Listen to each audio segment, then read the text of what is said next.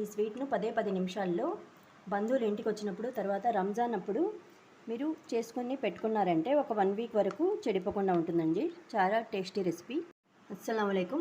ఇవాళ నా ఛానల్లో నేను సూపర్ టేస్టీ డబుల్ కా మిఠాను ఈజీ మెథడ్లో 4 స్టెప్స్లో మీకు ఎప్పటికీ మర్చిపోయినటువంటి విధంగా మీకు చూపించబోతున్నాను.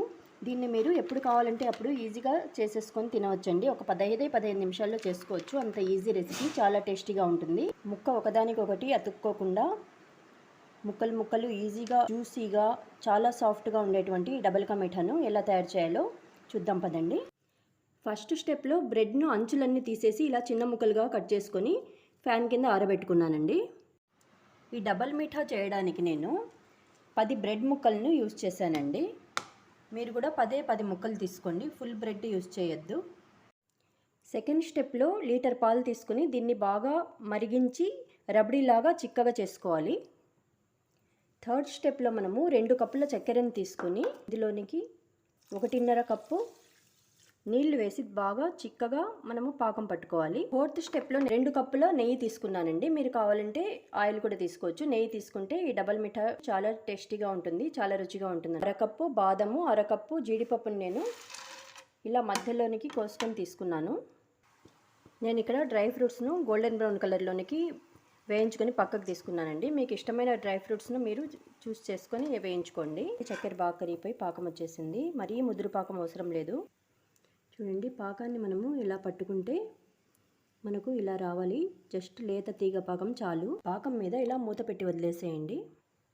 ఇక్కడేమో మన పాలు మరుగుతున్నాయండి. మీగడను అప్పుడప్పుడు మనము ఇలా పగలగొడుతూ పోవాలి, లేకుంటే పొంగిపోతాయి.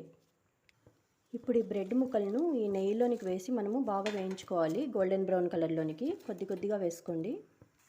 గోల్డెన్ బ్రౌన్ కలర్ వచ్చేంత వరకు మనం వేయించుకోవాలండి. ఒక వాయను నేను తీసేసాను, రెండో వాయ కూడా అయిపోయింది. దీన్ని కూడా తీసేయాలి. ఫోర్త్ స్టెప్లో మనము గోడంబి తర్వాత బాదం పప్పులను ఇక్కడ బ్రెడ్ను వేయించుకున్నామండి. ఇందులోనికి వేయించుకున్న బ్రెడ్ని అంతా ఇలా పరుచుకోవాలి. బ్రెడ్ ముక్కల మీదకి షుగర్ సిరప్ను మొత్తం ముక్కల మీదకి పడేట్లు పోసేసేయాలి, అన్నిటి మీదకి. ఇక్కడ చూడండి, మనం పెట్టిన పాలు సగానికి ఇంకిపోయాయి. ఇందులోనికి మనము ఒక 2 చిటికెల ఎల్లో ఫుడ్ కలర్ వేయాలండి. మీ దగ్గర కుంకుమ పువ్వు లేదా సాఫ్రాన్ ఉన్నా కూడా అది కూడా వేసుకోవచ్చు. ఎగిరించిన పాలను బ్రెడ్ ముక్కల మీదకి వేసేస్తున్నానండి.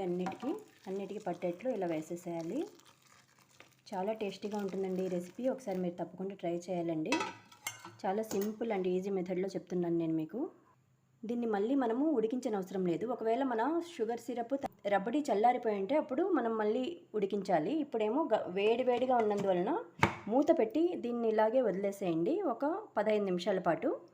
దీనిలోనికి మీకు ఇష్టమైతే యాలకుల పొడి కూడా వేసేసుకోండి. ఈ బ్రెడ్ ముక్కలను ఒక్కసారి ఇలా మనము చల్లాకితో ఇలా లోపలికి ముంచండి, లోపలికి మునిగేట్లు. అప్పుడే అవి బాగా సాఫ్ట్గా తయారవుతాయి అన్నమాట. మనకు ముక్కలు విరగవు, ముక్కలు సాఫ్ట్ అవుతాయి. అంత బాగా తయారవుతుంది ఇది మన డబల్ మీఠా. ఇది హైదరాబాదీ మ్యారేజెస్ స్టైల్ డబల్ మీఠా అండి. చల్లగా అయిన తర్వాత మీకు చూపిస్తున్నానండి. ముక్క ఒకదానికి అతుక్కోకుండా ఎంత బాగా వస్తుందో మీకు చూపిస్తాను చూడండి. విరగకుండా సాఫ్ట్గా ముక్క ఎంత జ్యూసీగా ఉందో చూడండి. దీని మీద మీరు ఇందాక చేసుకున్నటువంటి డ్రై ఫ్రూట్స్ వేసుకుని తింటే సూపర్ టేస్టీగా ఉంటుందండి. ఒకవేళ నా రెసిపీ మీకు నచ్చినట్లయితే నా ఛానల్ను లైక్, షేర్ మరియు సబ్స్క్రైబ్ చేయండి. చూడండి, ముక్కలన్నీ విరగకుండా ఎలా వచ్చాయో కూడా మీకు చూపిస్తున్నాను.